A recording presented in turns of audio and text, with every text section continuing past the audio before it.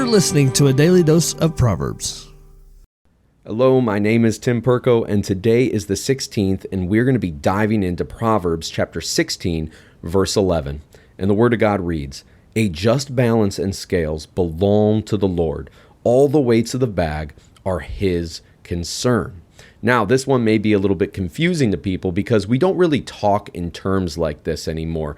If you don't know what a balance and scales are, essentially this was something often used in business transactions. Balance and scales, and you can kind of picture it, you see two circular discs. I wish this is a video and I could show you. You have two circular discs and they are resting on a balance, and then you put one thing on one side, one thing on the other, and you kind of weigh it out and see what comes even. That way you can make a fair trade.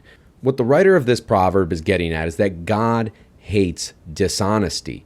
It even says in Proverbs chapter 11, verse 1, "A false balance is an abomination to the Lord, but a just weight is His delight." Something that we can kind of bring this up to modern times to kind of give a little bit more application could be how we pay taxes every year. Now, when we're filling out our tax return and we're going through the paperwork, people may be tempted to kind of, fudge some numbers. Oh, let me change this over here, change this over there.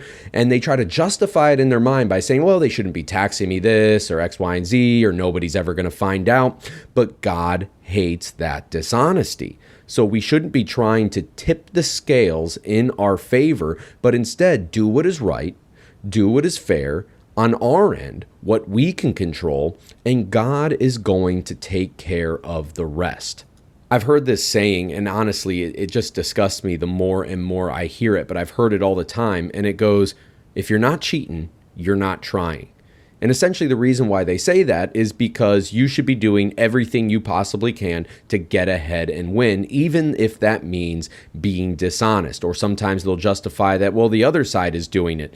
It doesn't matter what the other side is doing because you're not going to have to answer for those people's sins come Judgment Day. You're going to have to answer for what you did. And even if you are a Christian, you are going to have to go before God during the Bema Seat judgment and give an account of what you have said and done in your life. And while we will be saved, we will have a place in heaven, I definitely don't want God going, "Hey, Tim, so I remember when you were filing your taxes back in 2017 and you decided not to claim this extra money you were making on the side by doing X, Y, and Z." Now, I don't want that. I don't want God to have to go ahead and be like, "Hey, look, you were given a bad testimony and you were not being honest. You were not allowing the scales to be balanced."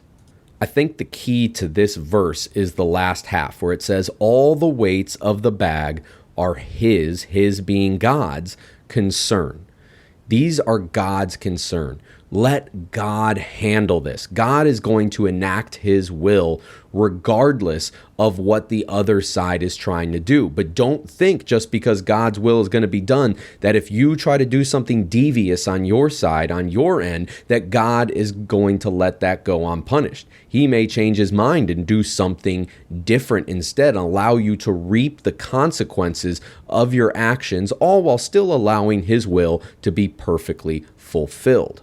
So next time you are in a situation where you could maybe do something that isn't morally right, that goes against God, but could tip the scales in your favor, do not do that. Remember, Hebrews chapter 4, verse 13 talks about how we are essentially naked before God. He can see into our innermost being. He can look into our heart and discern what we're thinking. Put those foolish thoughts aside and do what is right. Well, anyways, I hope you have a great one. I hope you have a blessed day, and I'll see you on the next one.